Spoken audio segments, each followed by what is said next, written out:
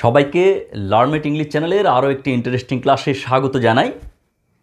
আজকের ক্লাসে আমরা ইংলিশ গ্রামারের খুব বেসিক বাট খুব ইম্পর্ট্যান্ট একটা বিষয় নিয়ে আলোচনা করব, যেটি ব্যবহার করতে গিয়ে আমরা অনেক সময়ই ভুল করে ফেলি। সেটি হচ্ছে আর্টিকেল। আর্টিকেল খুব সহজ একটা জিনিস, কিন্তু এটি ব্যবহার করতে গিয়ে আমরা অনেক সময় কিন্তু ভুল করে ফেলি। আর্টিকেল কি? আর্টিকেল হচ্ছে এ, অ্যান এবং দি অথবা দা। আমরা দা উচ্চারণ করে থাকি, আবার আমরা দিও উচ্চারণ করে থাকি। তো ক্লাস করতে করতে কখন আমরা দা উচ্চারণ করি এবং কখন আমরা দিয়ের উচ্চারণ করি সেটাও আমরা বলবো। তো আর্টিকেল হচ্ছে এ, অ্যান, দি। তো এই আর্টিকেল আমরা কখন ব্যবহার করি? আমরা এই আর্টিকেল ব্যবহার করি নাউনের আগে। কিসের আগে? নাউনের আগে। নাউনের আগে আমরা আর্টিকেল ব্যবহার করে থাকি। তো আর্টিকেল বুঝতে হলে আমাদের প্রথমে এই নাউনটাকে জানতে হবে, যে কোন নাউনের আগে আমরা কখন কোন আর্টিকেলটা ব্যবহার করি। তো নাউন কি? নাউন হচ্ছে কোনো কিছুর নাম। কোনো কিছুর নামকেই নাউন বলে। আমরা স্কুলে পড়েছি যে কোনো কিছুর নামকেই নাউন বলে। কোনো ব্যক্তি, বস্তু, স্থান, যে কোনো কিছুর নামকেই নাউন বলে।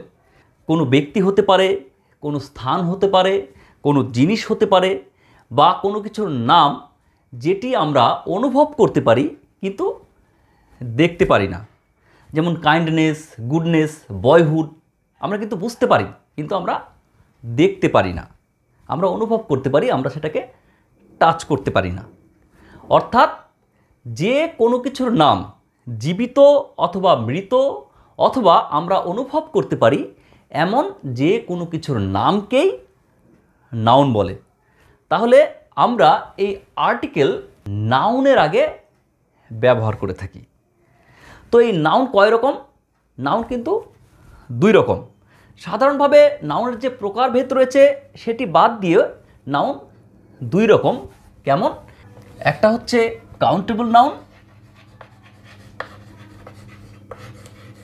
আরেকটা হচ্ছে আনকাউন্টেবল নাউন।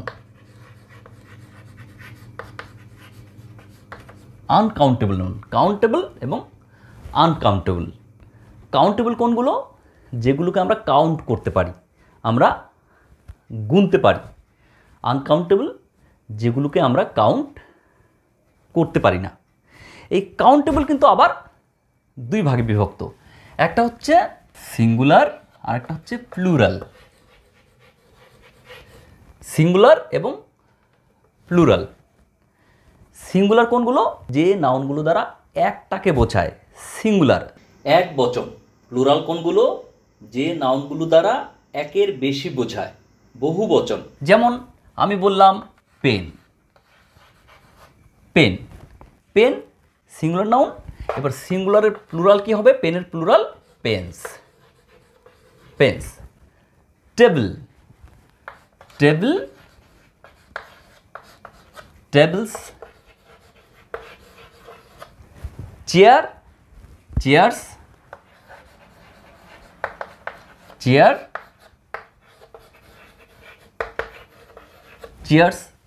অক্স, অক্স, ষাঁড়, ox, oxen. Umbrella, umbrella, umbrellas. তাহলে umbrella, আমব্রেলাস।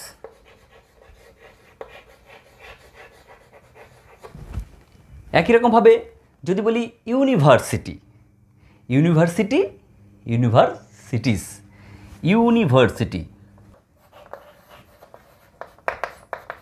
University, universities, universities. Apple, apple, apples. তাহলে কাউন্টেবল নাউন দুই প্রকার, singular, plural. Pen, table, chair, ox, umbrella, university, apple এগুলো হচ্ছে সিঙ্গুলার। একই রকমভাবে এগুলোর প্লুরাল হচ্ছে pens, tables, chairs, oxen, umbrella, universities, apples.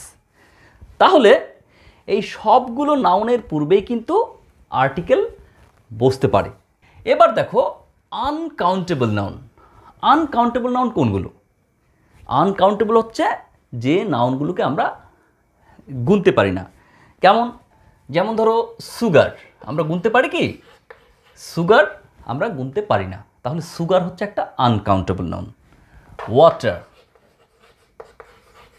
Water গুনতে পারি না, ওয়াটার হচ্ছে আনকাউন্টেবল নাউন। উড, উড কাঠ, কাঠ, এবার কাঠের টুকরোকে আমরা গুনতে পারি কিন্তু কাঠকে আমরা গুনতে পারি না। কাঠ, প্লাস্টিক এগুলোকে কিন্তু আমরা গুনতে পারি না। যেমন টেবিল, চেয়ার এগুলো হচ্ছে কাঠ দিয়ে তৈরি, কিন্তু সেই কাঠকে কিন্তু গোনা যায় না। উড, প্লাস্টিক, তো এগুলো হচ্ছে আনকাউন্টেবল নাউন। তো নাউনের আগে আর্টিকেল বসে। এবার নাউনটা কি সেটা কিন্তু আমরা এক ঝলকে বুঝে নিলাম। এবার আমরা আর্টিকেল বুঝব। দেখো প্রথমে আমরা এ অ্যান এর ব্যবহার দেখব। এ এবং অ্যান এর ব্যবহার। এ এবং অ্যান এই দুটোই সিঙ্গুলার নাউনের ক্ষেত্রে ব্যবহৃত হয়, অর্থাৎ সিঙ্গুলার নাউনকে বোঝাতে সিঙ্গুলার নাউনের পূর্বে ব্যবহৃত হয়। সিঙ্গুলার নাউন কোনগুলো? Pen, table, chair, ox, umbrella, university, apple. তো এগুলো হচ্ছে সিঙ্গুলার নাউন। এবার কখন আমরা এ বসাবো, কখন আমরা অ্যান বসাবো? তোমরা অনেক ভিডিওতে দেখে থাকবে বা অনেকেই তোমাদের বলে থাকবে, অনেক ক্লাসে তোমরা শুনে থাকবে যে কনসোনেন্ট যুক্ত ওয়ার্ডের পূর্বে আমরা এ বসাবো এবং ভাওয়েল যুক্ত ওয়ার্ডের পূর্বে আমরা অ্যান বসাবো। তো এই যে কথাটা, এটা কিন্তু পুরোপুরি ঠিক নয়। কথাটি কনসোনেন্টের আগে নয় অথবা ভাওয়েলের আগে নয়। কনসোনেন্ট মানে কি? ব্যঞ্জন বর্ণ। ব্যঞ্জন বর্ণ নয়, কনসোনেন্ট সাউন্ড যুক্ত, ব্যঞ্জন ধ্বনিযুক্ত ওয়ার্ডের পূর্বে আমরা এ বসাবো। ব্যঞ্জন বর্ণ কোনগুলো? ব্যঞ্জন বর্ণ হচ্ছে আমরা বাংলায় পড়েছি একবারে ক, খ, গ থেকে শুরু করে একদম যতগুলো যে 39টা ব্যঞ্জন বর্ণ রয়েছে, সেই ব্যঞ্জন বর্ণ দিয়ে আমাদের ব্যঞ্জন ধ্বনি সৃষ্টি হয়। তাহলে যে ওয়ার্ডগুলো বলার সময়, যে শব্দগুলো বলার সময়, যে নাউনগুলো বলার সময় আমরা ব্যঞ্জন ধ্বনিযুক্ত শব্দ দিয়ে শুরু করি, তো সেক্ষেত্রে আমরা এ বসাবো। কনসোনেন্ট নয়, কনসোনেন্ট সাউন্ড। ব্যঞ্জন বর্ণ নয়, ব্যঞ্জন ধ্বনি। যেমন এই যে পেন, উচ্চারণটা কী দিয়ে শুরু হচ্ছে? প, পেন, প। তাহলে এই পেনের আগে আমরা এ বসাবো, পেন। কাইট, ক, কাইট, তাহলে কাইটের আগে আমরা এ বসাবো। তাহলে ব্যঞ্জন ধ্বনি। এবার দেখো টেবিল, ট, টেবিল, ট, তাহলে টেবিলের আগে আমরা এ বসাবো।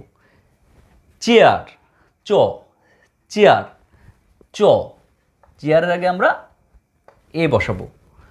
অক্স, অক্স, অ, কোথায় চলে গেল? এখন কিন্তু আর ব্যঞ্জন ধ্বনি রইল না।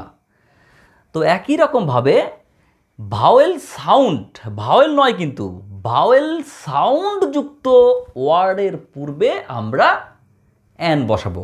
ভাওয়েল সাউন্ড অর্থাৎ স্বরধ্বনি। স্বরবর্ণ কোনগুলো? স্বরবর্ণ হচ্ছে অ, আ, ই, এরকম 11টা স্বরবর্ণ রয়েছে। সেই স্বরবর্ণ দিয়ে স্বরধ্বনি সৃষ্টি হয়।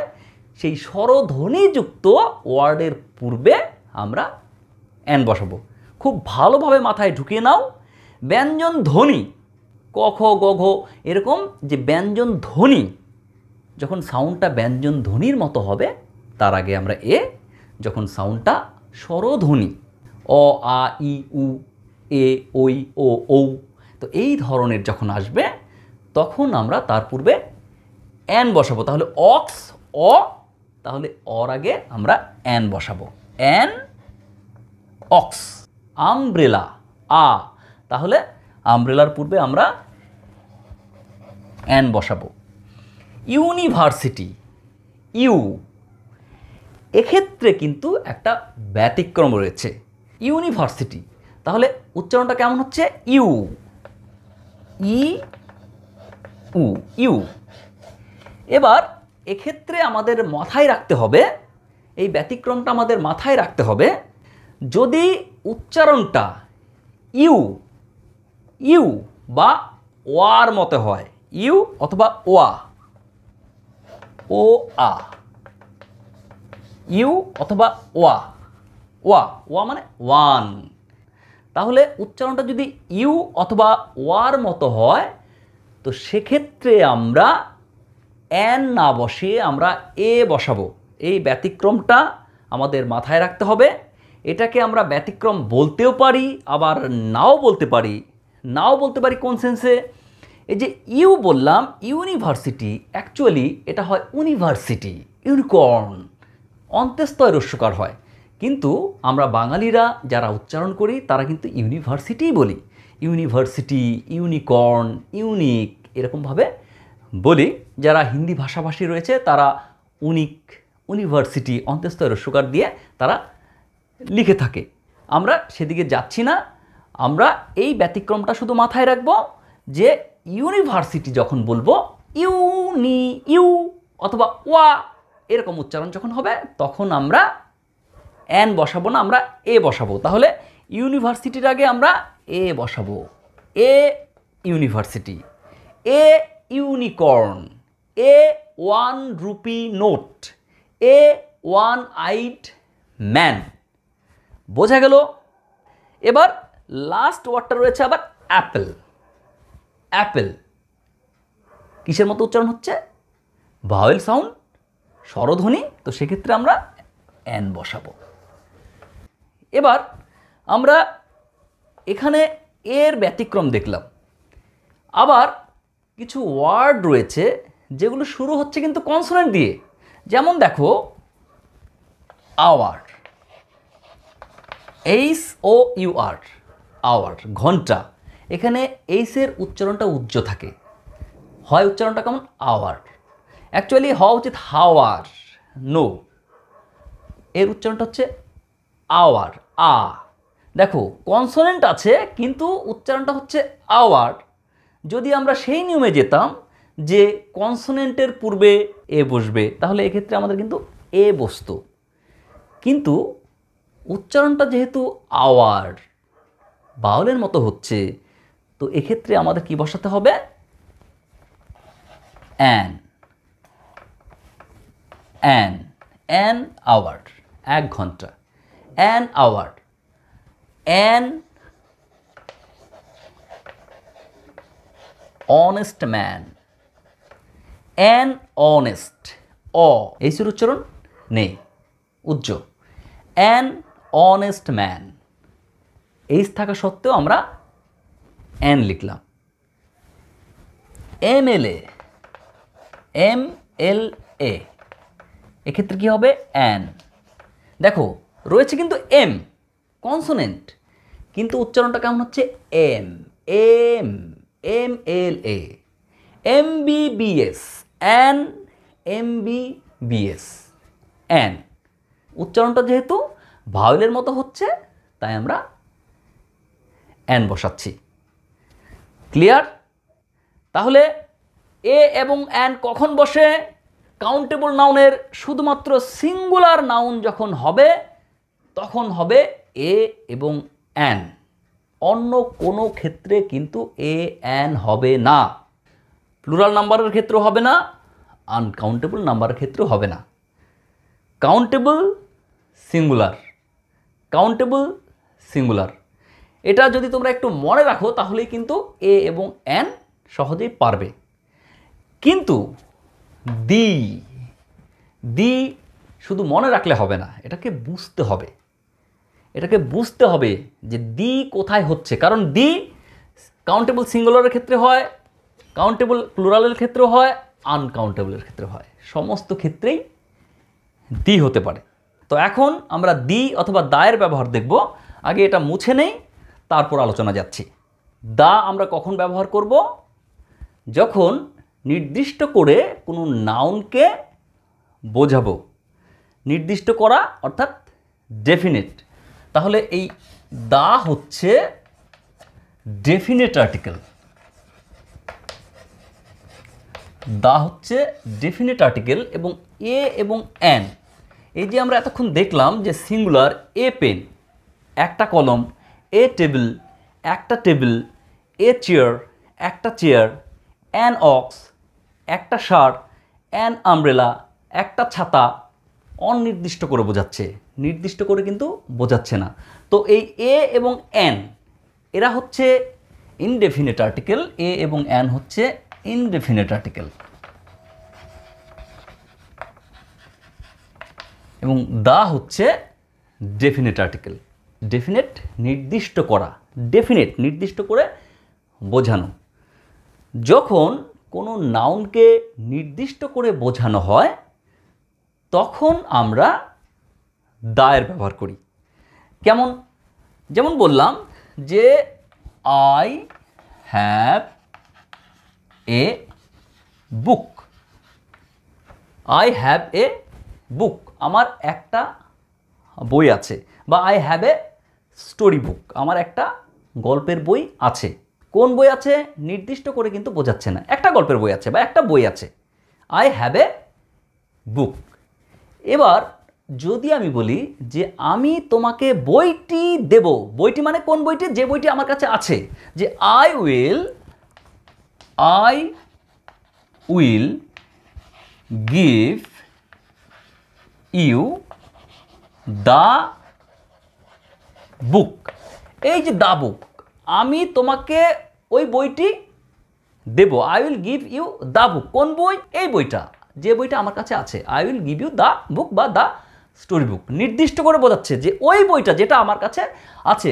I will give you the book which I have, যেটা আমার আছে। তাহলে নির্দিষ্ট করে বোঝাচ্ছে। যখন কোনো নাউনকে নির্দিষ্ট করে বোঝাবে তখন আমরা দিয়ের ব্যবহার করব। তাহলে এটা আমরা সিঙ্গুলারের ক্ষেত্রে ব্যবহার করতে পারি, প্লুরালের ক্ষেত্রে ব্যবহার করতে পারি এবং আনকাউন্টেবল নাউনের ক্ষেত্রেও ব্যবহার করতে পারি। কেমন? ধরো পেন্স, এখানে পেন্স রয়েছে, যে give me the pens, give me the pens. হয়তো টেবিলের উপর কিছু কলম রয়েছে, আমি কাউকে বললাম যে গিভ মি দ্য পেন্স, আমাকে কলমগুলো দাও, নির্দিষ্ট করে বলছি যে গিভ মি দ্য পেন্স।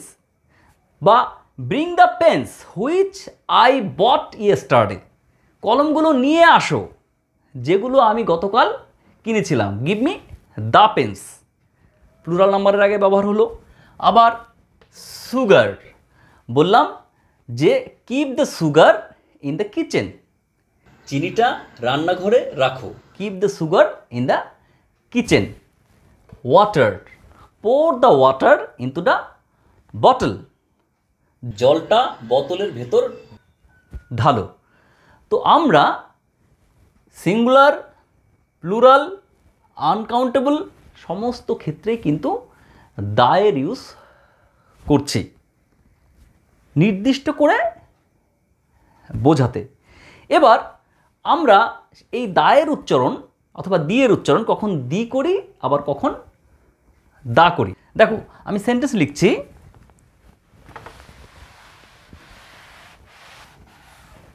বললাম যে Apple, Apple, umbrella, Apple, umbrella. এক্ষেত্রে যখন আমরা দি ব্যবহার করব, দেখো আমরা লিখছি দি। যদি উচ্চারণ দেখো স্বরধ্বনি, অ্যাপেল, আমব্রেলা, স্বরধ্বনি, তো এক্ষেত্রে এই দায়ের উচ্চারণ বা দিয়ের উচ্চারণ THE এর উচ্চারণ হবে দি। দি অ্যাপেল, দি আমব্রেলা, দি এলিফ্যান্ট, দি অক্স। কিন্তু যদি উচ্চারণটা ব্যঞ্জন ধ্বনিযুক্ত হয়, পেন, দা পেন, দা পেন, তাহলে এক্ষেত্রে হচ্ছে দি। দি হচ্ছে কখন? যখন উচ্চারণটা স্বরধ্বনিযুক্ত হচ্ছে। দা এর উচ্চারণটা হচ্ছে দা। দা কখন হচ্ছে? যখন উচ্চারণটা ব্যঞ্জন ধ্বনি হচ্ছে। The pen, the chair, the table. তাহলে বোঝা যাচ্ছে যখন নাউনকে ডেফিনেট নির্দিষ্ট করে বোঝাবে তার পূর্বে আমরা দি বা দার ব্যবহার করব, দির উচ্চারণ করব তখন যখন উচ্চারণটা স্বরধ্বনি অর্থাৎ ভাওয়েল সাউন্ড হবে। আর দা বসবে কখন? যখন উচ্চারণটা ব্যঞ্জন ধ্বনি কনসোনেন্ট সাউন্ড হবে, তখন দা উচ্চারণ হবে। এটুকু বোঝা গেল। এবার এই এ এবং এন আমরা বিশেষ বিশেষ ক্ষেত্রে বিভিন্নভাবে ব্যবহার করে থাকি, সেটা এখন আমরা একটা সুন্দর একটা টেক্সট ভিডিওতে দেখব।